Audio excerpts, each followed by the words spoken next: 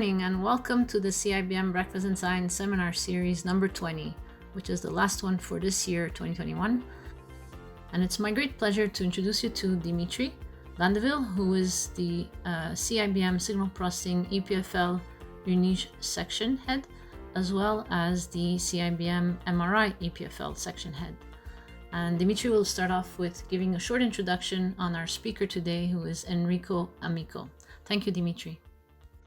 Thank you, Pina. So it's a great pleasure today to introduce for this Breakfast and Science talk Dr. Enrico Amico, who is a SNSF Ambizione Fellow in the lab. And let me give a quick introduction on Enrico. So Enrico did his master's degree in physics in Naples, in Italy, and he received his degree in 2012. And then he went on with the PhD, but actually in Belgium, at the University of Liège, and also jointly with the University of Ghent, which I happen to know a little bit. And so this was supervised by the Steven Lorès, probably you know from his work on coma and disorders of consciousness, and Daniele Marinazzo, who's quite famous on fMRI dynamics. And so I would say there he got the deep interest in brain connectivity and how in that PhD thesis, how it affects consciousness, or how it can be linked to consciousness. And so he went on by exploring the Far West, going to the US, to the complexity lab at Purdue, where he went for a postdoc. And being there, he applied to the FNS for this Ambizione Fellowship, which was granted and brought him to Geneva, to EPFL. And we're very glad you are here today, Enrico. So we call Enrico in the lab Mr. Fingerprinting. I think you will understand in a few moments why. And that's actually what I wanted to say. So the floor is yours, Enrico. I'm very happy to have you today for the Breakfast and Science talk. All right. Thanks, Dimitri, for this super nice introduction. Let me try to share my slides. Well, thanks, Dimitri, for the invitation. Thanks, Pina. I'm very happy to be here and to talk to you a little bit about my quest for human brain fingerprints. Personally, I already had done the first part of this seminar series, the breakfast. I hope I can deliver the second part, the science. This talk is going to be about a personal viewpoint of this very exciting research topic in my area, which is brain fingerprinting. And in a way, it is related to my personal journey as a scientist. In fact, brain fingerprints and my research career are kind of intertwined together. Dimitri kind of spoiled me this first slide where I talk about my personal journey. He already said basically everything. So I can start already from the point where I'm in Purdue, doing my postdoc in network neuroscience and brain connectomics with Joaquin Gogni.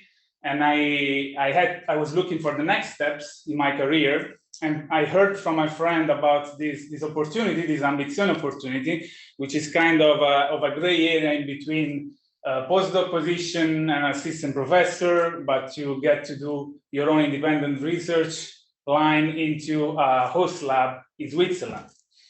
And I remember, I don't know if you remember this, Dimitri, it was in a conference. Me and Dimitri, we briefly met like 2 or 3 times in the past. And then there was, I think, NetSci in Paris in 2018. And I saw you walking through the conference room. And I ran to you because I wanted to tell you about this Ambizione thing. So I ran to Dimitri and I said, Dimitri, I heard about this Ambizione thing. What do you think? I was like, yes, but I had to take the train. Bye, send me an email.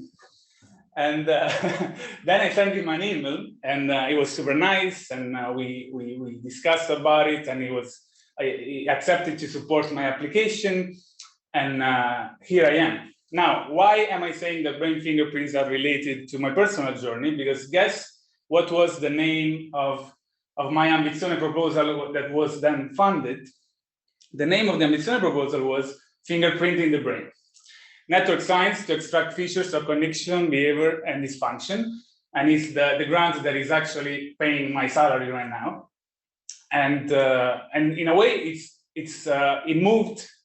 it directed my journey from US back here in Switzerland.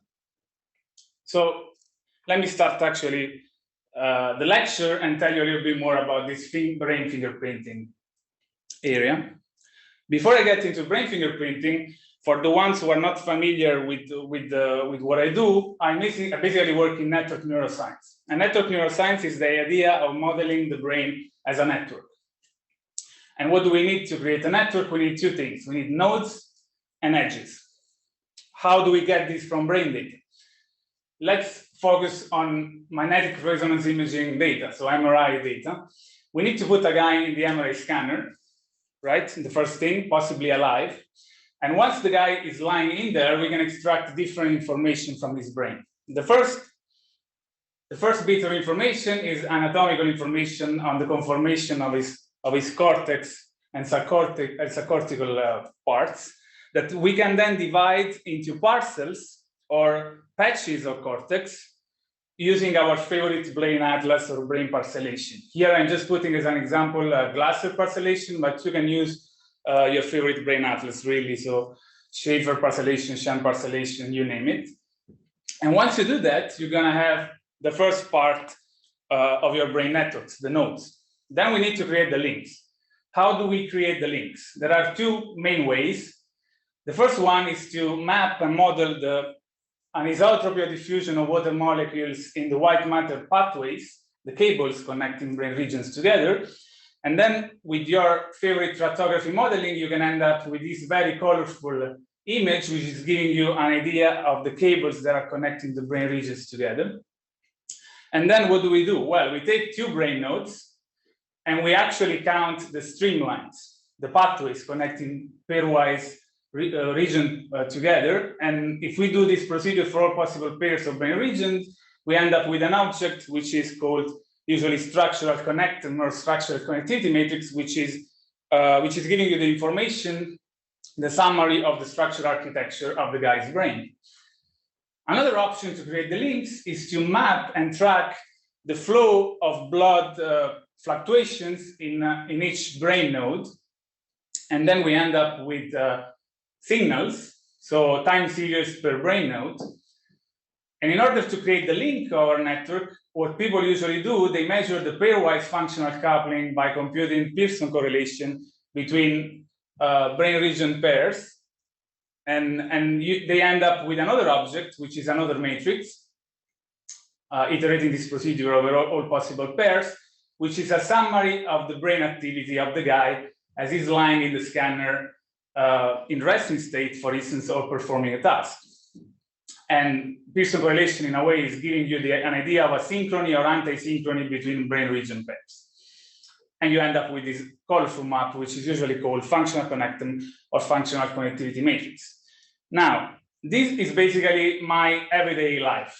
I look at these matrices, I dream about them, I have nightmares mostly about them. And what I basically do most of my time, I try to extract features or information from these matrices in order to gain insights on how things work and and other things. For this lecture, I'm going to be focusing mainly on functional connectance. So on this matrix here, I'm going to show you how we can use this as a barcode or a QR code, if you will, that is unique to every one of us. But how do we get from brain fingerprints to the actual concept of fingerprints? Because when I think about fingerprints, I think about the unique pattern that I have on the tips of my fingers. And in fact, in the discovery of fingerprints dates way back in the 17th century, where Marcello Malpighi here on the left was an Italian physician who was one of the first to actually discover this unique conformation of ridges on the tips of our fingers. After that, then, as we know, fingerprints are now used massively for identification, for forensic, and all sorts of things. And now in the big data era, we are now using also other sources of information to identify people, like retina data and other things. And recently, in the past years, this concept of fingerprinting moved also to brain data. So how does it work? This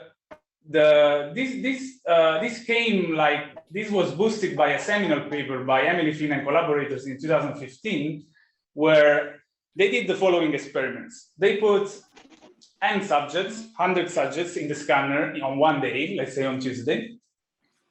And then they put the same people on a second day, on a Friday. They computed their functional connectums in day 1, and they computed the functional connectum in day 2.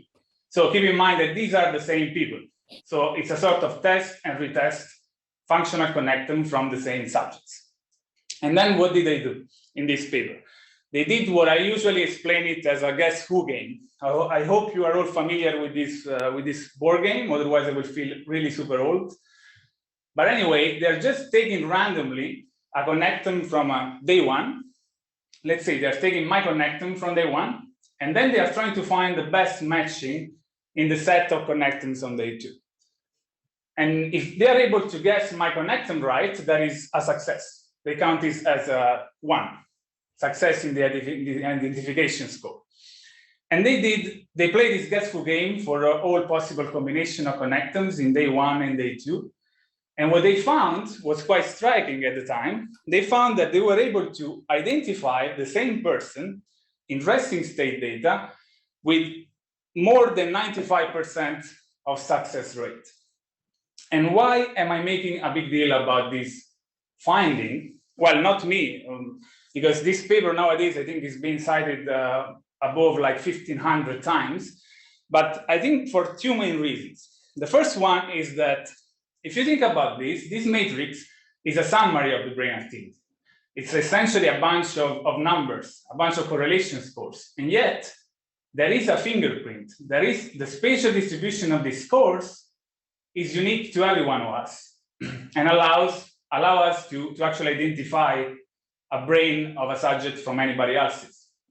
And the second point that is important, at the time people were doing group inference on connectors. So they were not studying the individual feature of a functional connector. They were studying the group of healthy subjects, the group of Alzheimer's patients. And this was coming at the cost of losing this important individual information, especially if you want to go into single subject inference. So this started like the entire field of brain fingerprinting and try to understand what is going on in these objects that allow us to be able to have these high identification rates just from these summary matrices. And I also embarked in this quest for identifiability with my mentor at the time, Joaquin Gonni, in Purdue University. And this is an old picture from me and Joaquin back in the day, brainstorming about it. And we wanted to try to answer 2 main questions. The first one was about identification rates. We were not really satisfied with the binary concept of success rate. We wanted a more fine-grained measure, mathematical measure that could define better the concept of a brain fingerprint score. And the second thing that we thought was like, well, I mean, this identification is usually based on whole brain connectors. So it's a spatial similarity between whole brain connectors. But what if I want to know whether there is a specific link between brain region I and brain region J where I have a high fingerprint? How can I test that? How can I know that a specific link is high, is really good in identifying subjects? Let's start from our partial answer to the first question. So we started thinking about this concept of this guessful game with all possible combination of similarity between connectors. And then I thought, well, but if you play this game, what you're essentially doing, since I'm in love with matrices, as you can tell, you are actually drawing a matrix, a similarity matrix now, where you have on the rows the subjects, similarity from day 1 versus the subject in day 2. And this is basically the object that you need to play your guessful game or your fingerprint game. This is the fingerprint similarity level of your dataset. And we call it identifiability matrix. And this object is full of information. Let me give you a quick example. If I look at this element here on the main diagonal, let's say this is the similarity between my connectum in day 1 versus my connectum in day 2, right? So it's telling me how similar I am to myself between the two different scans. And we also call this number I-self, or self-similarity. However, if I look at this element here in the matrix, this is the similarity of my connectum in day 1 versus Dimitri's connectum in day 2. So it's how similar I am with another person. We call these elements, off-diagonal elements, I-others. So similarity with the others. Just a little technicalities for the interested in the crowd. This matrix is not symmetric. In other words, this element, which is the similarity of myself day 1 with Dimitri day 2, is not the same with Dimitri day 1 connectum myself in day 2, right? Because there is the day 1, day 2 encoding that is not allowing for symmetry in this matrix. And then what do we do with that? Well, ideally, we want that the main diagonal optimally stands out from the crowd, from the off-diagonal elements, to have a good fingerprint, right? Taking into consideration the fact that we are not aliens, we are all human beings, so there's going to be an amount of shared similarity between us. This translates into optimizing this function. So IDIF, differential identifiability, which we define as the average main diagonal minus the average of diagonal. And the point that I want to make, and for interest on time, I'm not going to go into details, is that you can use this object simply as a quality control of your brain data. If you want to see what happens after your pre-processing of brain data, I think the identifiability matrix is a very good way of checking a posteriori what happened in your data. And I always put this matrix on purpose because maybe some of you have noticed this huge blue line here. So this huge blue line is a subject day 2. This guy is not an alien from Mars, I hope. It's a guy where your preprocessing didn't work or he moved too much. So the connectum is completely artifacted and therefore is not similar to anybody else in your group. So you can see how this can be used for quality control in general. Ideally, you want to move from a scenario where you have this kind of identifiability matrix from your data, where you cannot distinguish the diagonal from the off-diagonal. So you are in a scenario that me and Joaquin used to call John Malkovich scenario. I don't know if you saw the movie Being John Malkovich. It's this movie where everybody looks like John Malkovich. It's a great movie. And so here, basically, you have that all connectums look like anybody else's connectum, which is not a good scenario for fingerprinting. And ideally, you want your data to have, as I told you, I mean, the main diagonal standing out from the off diagonal. And so such that you can play your favorite guess who game or fingerprinting game, taking, of course, into account the possible outliers that can happen in your data set. And if you're interested in how to improve this, on how to clean or denoise this data, I definitely recommend you to read this paper here below, because we propose a simple way to denoise or clean fingerprints from brain data. But again, for interest of time, I'm not going to go into details, but feel free to reach out to me if you're interested in this topic. Okay, so this was the partial answer to the question of a more fine-grained measure of brain fingerprints. What about the second one? We still have an answer to the second one, which is, okay, but if I have a link between region I and region J, how can I really say that it's high in fingerprint? And for this, we actually looked into a measure that is very common in statistics, and it's called intra-class correlation. Intra-class correlation is usually used to assess the variability within and between different groups when you have multiple test-retest samples. And the way I used to explain intra-class correlation is with this Wikipedia drawing. Ideally, if I had to place randomly my finger on this drawing to take a random blue dot here on the drawing, I want to be able to say to which group it belongs. So if I'm able to tell, just placing randomly my finger on these blue dots to which group it belongs, then I have a high intra-class correlation value, because I can distinguish the different cluster within the groups. On the other hand, if I place randomly my finger on this drawing here on the left, I'm not able to tell you which group it belongs to. I mean, it's almost impossible, right? It can be anyone. In this case, I have a very low intra-class correlation score. How does this relate to our idea of brain fingerprints? If you remember, we have a set of connectons. Actually, we have two connectons per subject. So if I pick a link ij, right, in the end of the day, I have a vector of numbers, which is number of subjects times 2, because I have test and retest. And then what do I do with this? I recreate the same drawing as here, where now the groups are the subjects, and I only have 2 blue dots, the test and retest of the FC link. And then I can actually test whether I have low ICC or high ICC. And this will tell me how good is this link in separating subjects from each other, right? In a way, it's a level of fingerprint, how fingerprinty, if you will, is an edge in your functional connectome or not.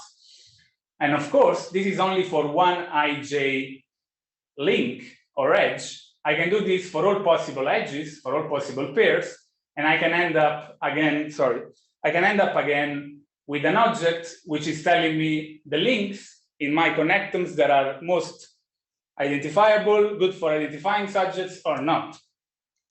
A little extra technicality here, I usually organize my connectomes, and of course also the intraclass correlation matrix, by the functional resting state networks proposed by Yeo and colleagues, because it allows for a nice visualization of the main resting state networks within networks blocks and between networks connections.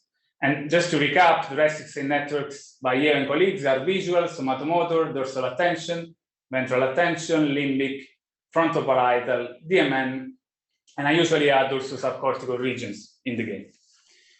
Okay, now we have all the tools we need to start this journey towards brain fingerprint. We know how to construct a score of fingerprint at the whole brain level. We know how to construct a score of brain fingerprint at the link level. We can keep going on to knowing more about it. And that's exactly where we started from with Dimitri when I came here. And since the field is pretty young, there are many, many open questions. The major ones that me and Dimitri were interested in were, the first one was, okay, we having this fingerprint, this QR code, right? Based on this summary of the guy's brain activity here. But what exactly is the information encoded in this bunch of correlation scores that ultimately leads to a correct identification? That was the first question. And the second question that was also intriguing for us was, how important is the temporal extent of this process? Because as we know, brain activity is not like a fingerprint on the tips of our fingers. If I look at my fingerprint on the fingers now, or I look in 5 minutes from now, I mean, it's going to be the same. However, brain activity constantly changes over time. So what is the temporal extent needed for brain fingerprints to unfold, right? Do we need 20 seconds? Do we need 50 seconds? Or do we need longer, 5 minutes, 10 minutes, and so on? We didn't know the answer to that. So we tried to brainstorm about it and to think about these two main questions in brain fingerprinting. And this was the behind the scenes of our paper. So this was one of the very first figures that we draw about these research questions on Zoom, obviously, because I think we were in lockdown, so we were trying to distract ourselves from the lockdown.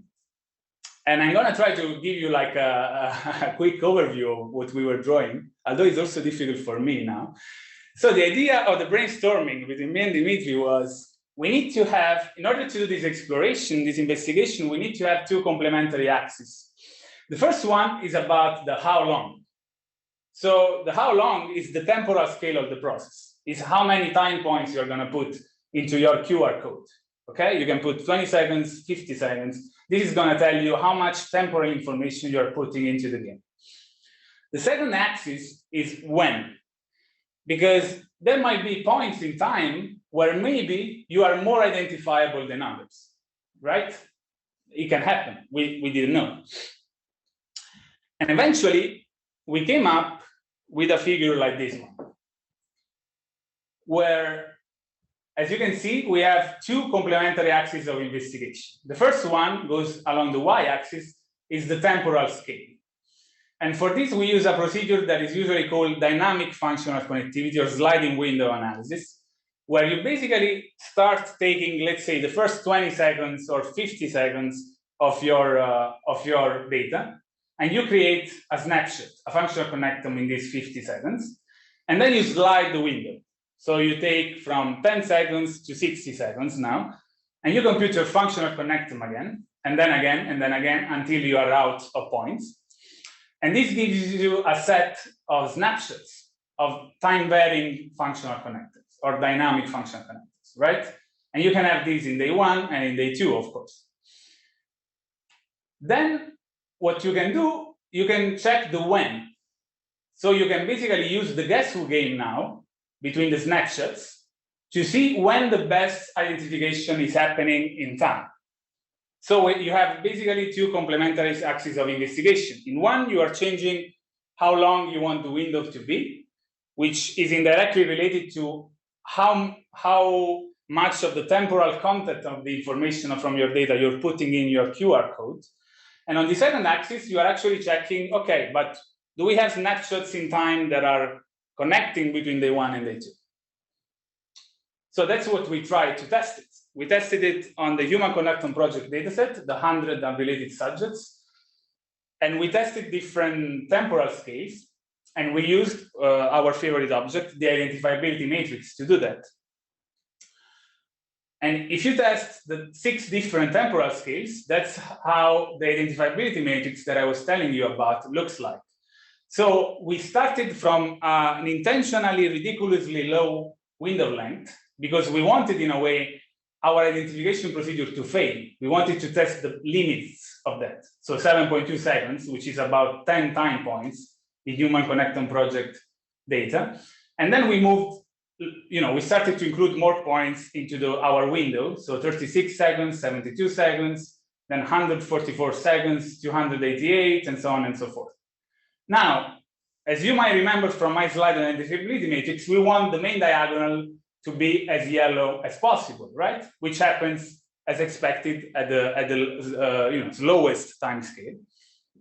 But already here, you start seeing a difference between the main diagonal and the off-diagonal values.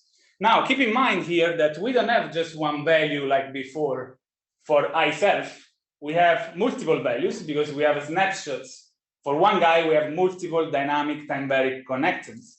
And yet, we are able to start seeing some delineation in the I self values of the people already around 100 seconds.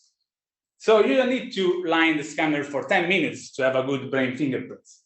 You can already use shorter temporal scale for that.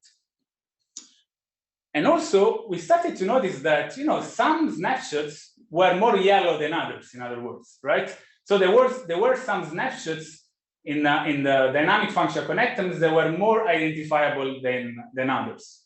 And we were interested in this effect because we wanted to know, okay, but what happens to the scores, to the fingerprinting scores, the I self scores, the I other scores, and the I diff scores when you start using just one dynamic frames, and then you use 2 dynamic frames, and then 5, and then 10, until you finish all of them.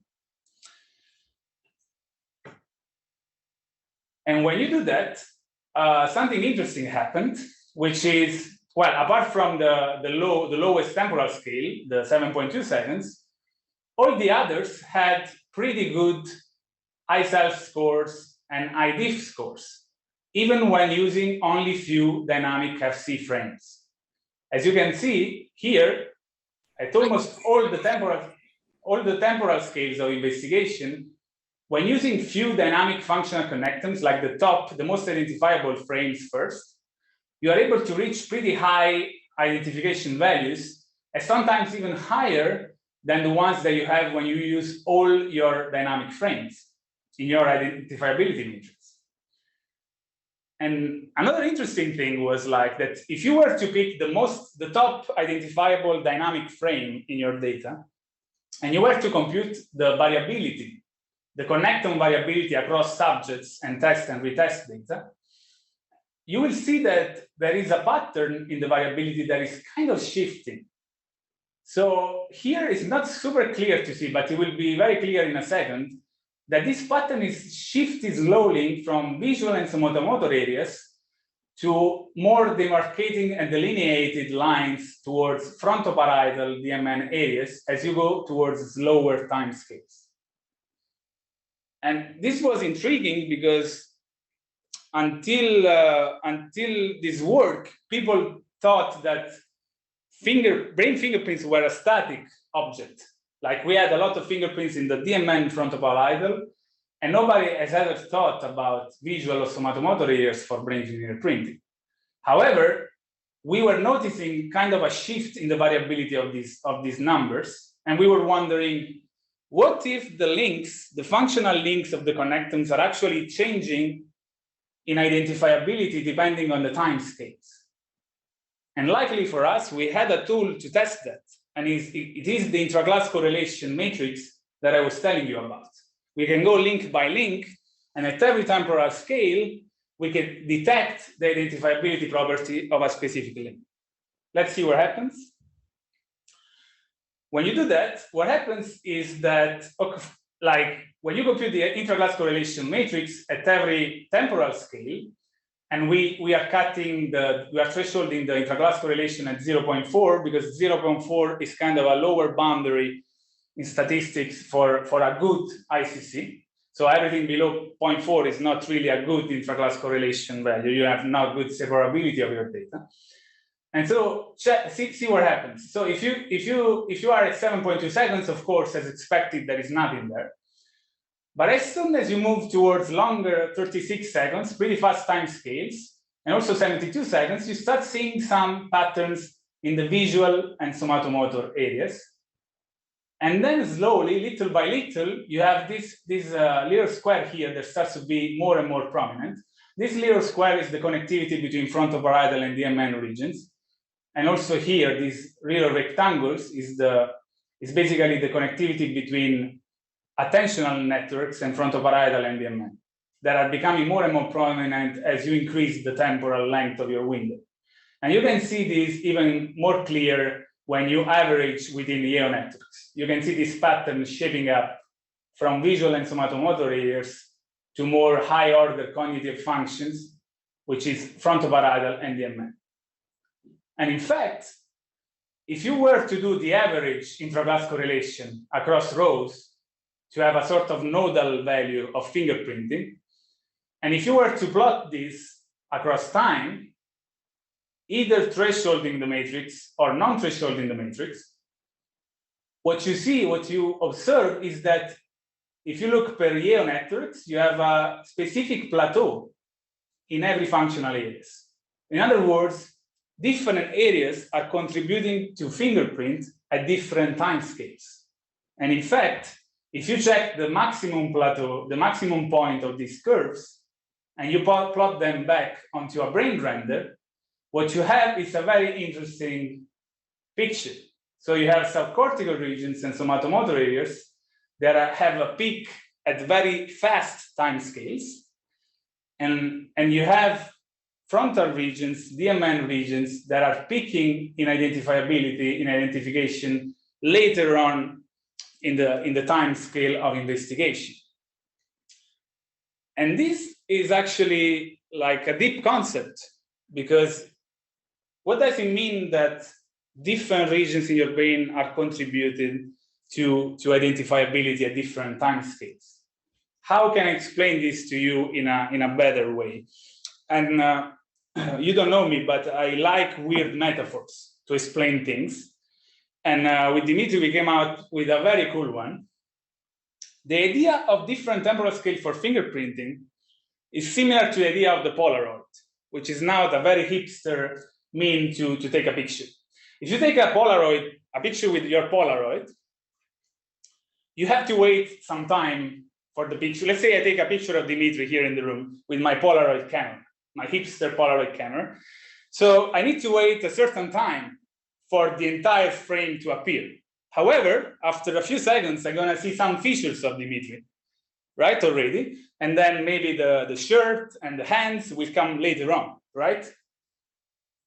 That will allow me to identify Dimitri in the frame, in the picture. This is what happens exactly in our brain. When you put in very short temporal information, the first regions that are starting to pop up are subcortical areas and somatomotor areas. When you start waiting longer time, so putting more time points in your game, then you start having long range information content coming from high order cognitive functions, frontoparietal and DMN regions. Why is this happening? Why we are more unique at faster time scale in subcortical somatosensory regions? Well, one speculation that we had was that these kind of regions were the ones that are communicating with the external environment. So they have to react fast. And so we think that we develop a unique response to external stimuli in a fast setup. On the other hand, when you then go to frontal and DMN regions, which are the one supposed to do higher order cognitive function, the information contact needed for us to be unique with respect to another person is longer because it's more complex.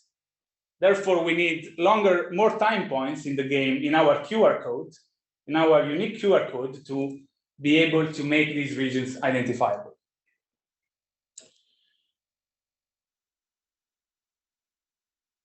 We were also intrigued by this gradient, right? This gradient going from subcortical regions to sensory regions to DMN and higher order regions. And we thought to use Neurosynth, which is a huge database with different brain maps from hundreds of thousands of studies that are associating the brain maps to some behavioral keywords. And what we did was to check our fingerprint map of timescales at the different timescales against the Neurosynth database to see whether there was also a behavioral gradient associated with our discovery of temporal fingerprints. And in fact, the behavioral gradient follows the same pattern. You start having, at very fast time scales, association with multisensory processing, visual spatial, visual attention, visual perception, and so on and so forth. And then you move on towards more complex relationship with awareness, verbal semantics, language, social cognition, declarative memory, working memory, and so on. So to conclude this lecture, we started with some open questions. We are providing some open answers to our open questions. The first one is that with dynamic identifiability, we showed that brain identification emerges around 100 seconds. You don't need to line the scanner for 5 minutes for a good QR code of your brain. However, when you look closer to these dynamic identifiability matrices, you see that there are short transient bursts of identifiability that persist when looking at shorter functional interactions. And we also found evidence that different parts of the connectome fingerprints relate to the different timescales, the Polaroid metaphor, if you recall.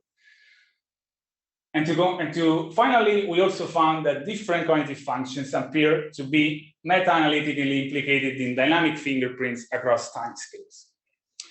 Now, where do we go from there? The potential of brain fingerprints is limitless. So there are many open directions still to explore. What happens in your QR code when you are doing a task? What happens in your QR code when you are a patient, an Alzheimer's disease patient, a Parkinson patient, a comatose patient even?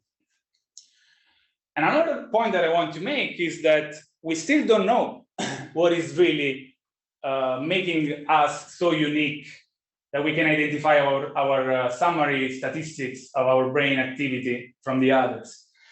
there are many factors involved in this, and some factors can also be related to motion. Maybe you have a unique way of moving your head in the scanner, right? Or artifacts, specific artifacts can also contribute to fingerprint. So this is just a disclaimer to say, don't think that fingerprint is just good, because it's not, Like, you need to be careful and to always have an open mind as to what is really, related to behavioral things or to our understanding of brain mechanism, and what is related to the simple, data quality, signal to noise ratio, and these kind of things. And that's why I'm also advocating for the use of brain fingerprints and brain identification methods in different modalities. So not only fMRI, but also MEG, EEG, and so on, and different species. It will be also nice to see the fingerprints, how fingerprints behave in monkeys, macaques, mice, and so on and so forth. This is the end of my lecture. I hope you had a nice and healthy breakfast. Before I conclude, it is really true that the environment in our job is crucial to do good science. And here I found an environment above my greatest expectations. I'm able to do my independent research lines freely, and I will always be grateful to Dimitri for this opportunity. And as to the lab, look how happy we were in this picture. The atmosphere, I don't have to explain to you the atmosphere of the MIP lab. This photo actually is kind of outdated because it was taken before the coronavirus. That's why we were so happy, maybe. And especially, I just want to thank, apart from Dimitri, I want to thank Raphael Liégeois, Maria Giulia Peretti, and Younes Farouche, who were our colleagues who embarked with us on our journey for dynamic brain fingerprints. I also wish to thank Professor Joaquin Gogni, with whom I started my quest for brain fingerprints back in the US. And of course, thanks for listening, if you're still listening. These are the references that I talked about during my talk. The MATLAB code, most of the MATLAB code for doing brain fingerprints is freely available on my GitHub page. And I'll be happy to take questions. Thanks a lot. I make noise for everyone. Thanks a lot, Enrico. So yes, we have time for questions, of course. Comments. Validio? Yeah, can I have one? Yes, please, go ahead. So you said in one of your last, when you were discussing your results now, that it could be that also each individual has his own head motion, and fingerprint could derive from some, variables that we usually consider as nuisance or noise. But you could test it, right? So have you actually tested whether individuals have specific movements? That's a good point. We actually did in this paper, in the supplementary material, we try to relate the head motion, so as frame-wise displacement and the parameters described by Power and colleagues, with the most identifiable frames, dynamic frames, and there was no correlation. Okay. So we can exclude, in our case, we can exclude the possibility that this Polaroid pattern is associated to motion. However, I wouldn't exclude it a priori, right? Still, this is a check that everybody should do. And even if you find an association, it's still interesting to me, because it means that every one of us has a unique motion pattern that then propagates onto your brain data. But we checked that, and there was no association with our most identifiable frames in this case. And then just a comment that I really like your talk, how you frame it. It was super cool, especially because you said multiple times that now you call it fingerprint, right? So you assume that you're looking at something from which you can, reliably find people in a group, with 99%, like the original paper was. But in fact, I believe when we're looking at brain function connectivity in particular, we should not actually find any fingerprint, because we know it's not a static entity. And if we would see that it's completely static, there must be a problem with the data. I like your approach of instead, looking at variables. So where the variability is in the data, what makes us unique, what makes us different, but also what changes over time. I think that's the way we should approach this problem. So I really like. Yes, absolutely. You're totally right. I mean, being stable in a link can be also unhealthy. So if you find a high fingerprint, it's not necessarily related to the fact that you are identifying yourself. It might also related because maybe your brain is messed up. You have a tumor. And so your link is going to be continuously zero over time. This is another example. That's why you should always be careful when interpreting the edge fingerprinting scores, because there might be many factors, maybe not as much in healthy, but definitely in clinical populations where the scenario that you are suggesting is happening.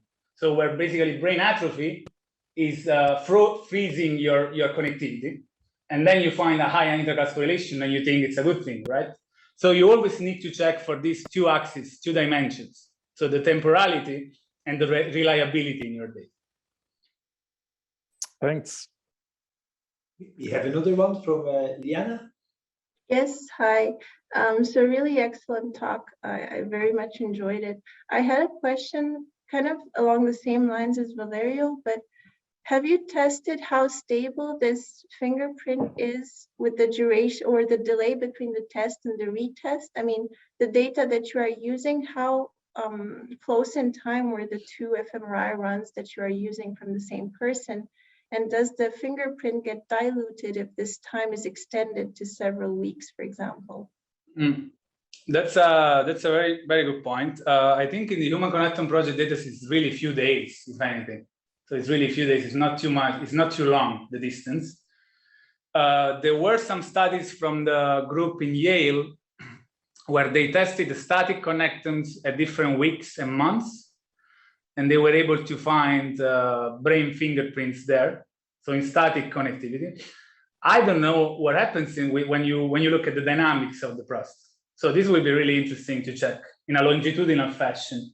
What happens doing basically a similar experiment, but in a longitudinal sense. That would be really cool. I think this would be very powerful, actually. If you can even see how that maybe the person with time changes less than, of course, still across individuals, but you would still see some kind of pattern with time. I think this would be absolutely fascinating. Yeah, absolutely. Thank you. Thanks, Iana. Thanks. Next question by Jonathan in the list. Hello. Thanks. Nice talk, like always. I have a more general question. I heard in France that ethics committee started to raise data protection issues with sharing the data openly because the fingerprint identifies subjects. Obviously, we're not there yet, as I'm not sure how much this works across different scanners with the same subjects. But yeah, what do you think about the ethical implications of this fingerprinting? Are we like hurting like open science with that, or? This is like you are basically proposing a Black Mirror scenario where we can identify the guy's brain, just a person just based on his brain activity. I think we are very far from that. Also because if I want to identify a person, I will just use the fingerprints, the standard fingerprints, because having an MRI scanner at the airport is kind of expensive, I think, for now. And but I mean, it is an interesting question in terms, I don't know, like for instance, in terms of different scanners or different procedures. This is something that I didn't have time to talk about, but if you were to try, and you can try this if you have this data, try to put a guy in a Philips scanner and the same person in a Siemens scanner, okay? And try to do the identifiability matrix. So same guys, different scanner. I promise you it's gonna be horrible. It's gonna be terrible. You're not, the eye self, the diagonal is gonna be terrible. You're not being able to identify the guy because as I was telling you, there are many components in identifying a subject, and the scanner noise is one of those. So in this paper with in the scientific reports paper, we are proposing a way, and we are also showing how to improve this in a different scanner scenario. So there is a paper by Barry and colleagues in Neuroimage where we are actually denoising connectums coming from different scanners such that then you can have a nice main diagonal SF and you can try to do your single subject inference with different scanner setup.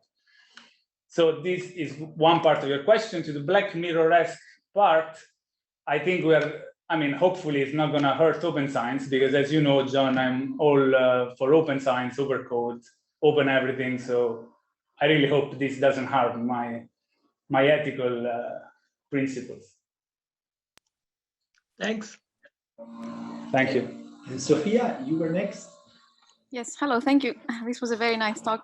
I had two questions. One is a clarification about this concept that different parts of the brain have a peak connectivity at different timescales. Is that right? It's a peak in identification as measured by intraglass correlation. So then I guess I was wondering about the Polaroid analogy. Doesn't that mean that, like, as the picture develops, some features actually disappear? No, they stay. They just appear earlier. They appear earlier, but then it doesn't decrease. Yes. It's the connectivity. But it's a plateau thing. No, it doesn't drop. Yeah. That's what I hadn't understood. Thank you. And my other question, I think you basically touched upon with Yelena's question, as in, if you want to take this further into the psychology realm and ask, what does it mean to be me? What is the longest time scale at which one could expect to have an identifiable pattern? And I guess this is something that by definition will take a long time to find out. But I was wondering if you had any thoughts about that. So how long it will take to have? What is the longest time scale over which you would expect that that there would be identifiability? In terms of whole brain connectums, we showed that it's around 100 seconds if you were to consider the entire connectum. So you can have reliable snapshots around 100 seconds, probably even short, a little shorter. So I will say, 100 seconds is a good threshold, minimum cut for that. If you were to, Is that? I don't know if you answered your question. Did you test further and there was an optimum, or is that as far as you have measured? No, we also tested the fastest time scales. So we started with 7.2 seconds, and then we moved towards 500 seconds. But what about the longest?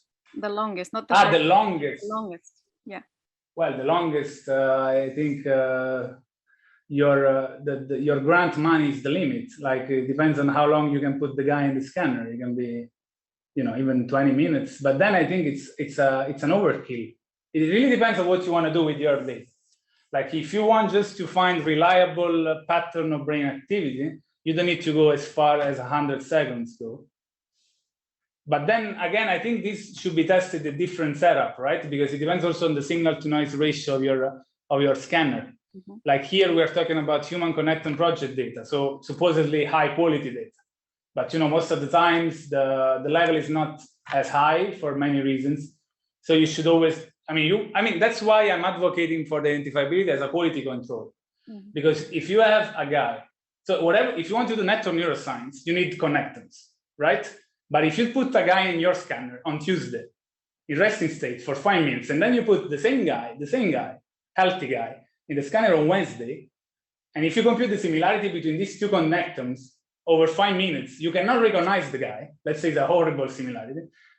You have a problem, because whatever metric you are going to find from Tuesday is not going to apply to the metric to the new connectum on Wednesday, and it's the same person, right? So I think you should definitely use identifiability matrix as a first stage of quality control to check the reliability of the data that you are picking up from your scan, at the very least. Thank you. Thanks. Thank you. And Mary, you are the next, please. Thanks. A very inspiring talk, Enrico. I really appreciate it, and as well the recommendations for movies and Christmas gifts. Beyond that, I have two things that came to my mind when listening to you. The first one, a little bit in this time scale, but at a different level. I understood that you were mostly working with adults. I was imagining at which point in life, in development, this specific functional connectivity fingerprint appears. So can you say something about, for instance, prenatally, in the fetal environment? Yeah. Or, Yeah, or this maybe is in newborns? this is an amazing point.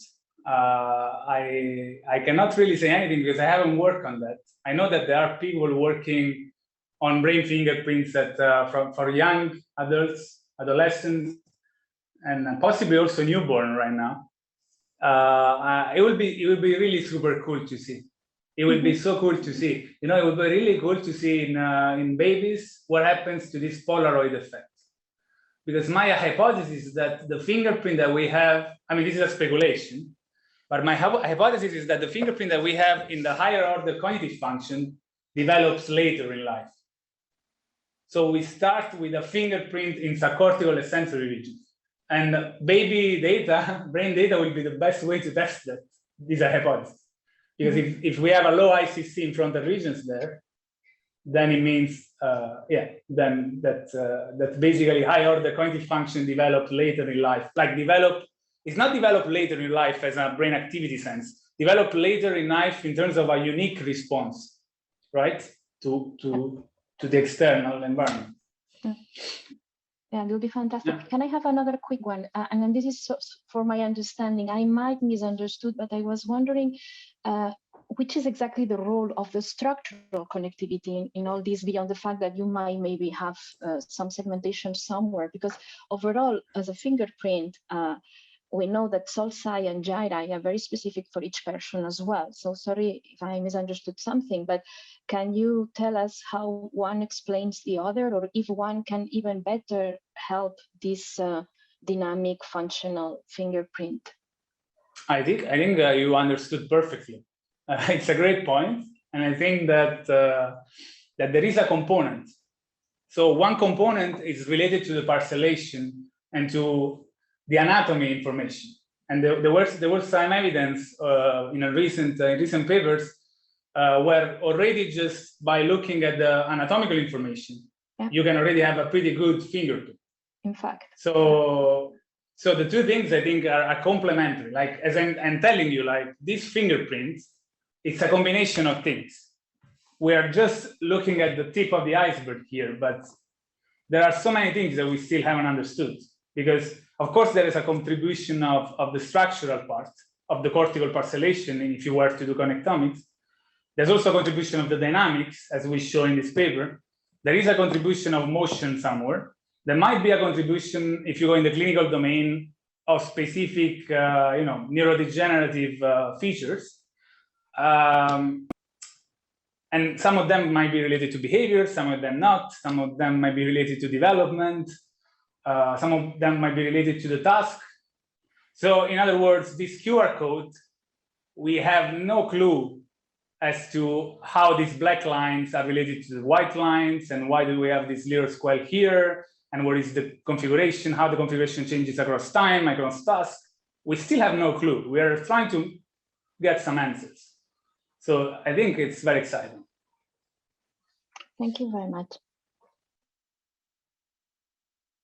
Thanks a lot, Mary. Do we have any more questions or comments? Just one comment. Do we have plans of doing this work maybe in non-human primates or other animals? Yes, as long as SNF pays me, I'll be happy to go on. So yes, absolutely. I'll be really excited to see what happens in animals. Be super, because I believe that the signal to noise ratio might be lower than human connectome project data. So maybe the identifiability matrix is going to look a little bit worse, I guess. So it would be nice also to see, because I also work in maximizing fingerprint and denoising fingerprints in the scientific reports paper. And I would be really curious to see what happens there if we are able to rescue the main diagonal out. So yeah, absolutely. Good, thanks. You may also have confounds, more of anesthesia in animal physiology, which are harder to reproduce from scan to scan in animals, but Yeah, I wasn't wondering about my own data. I was wondering more in anesthesia-free, perhaps monkey data. I mean, there are some data sets available. Would be nice to see if this pattern, I mean, we can more or less identify certain networks also there in Monkey. Perhaps they have a similar, features in terms of where this fingerprint comes, and then you can, assign similar networks to both species, for example. Yeah, I was thinking more in that direction. That would be super cool. That would be really cool. Yeah. Okay, so let's thank Enrico again. Thank you. Thanks.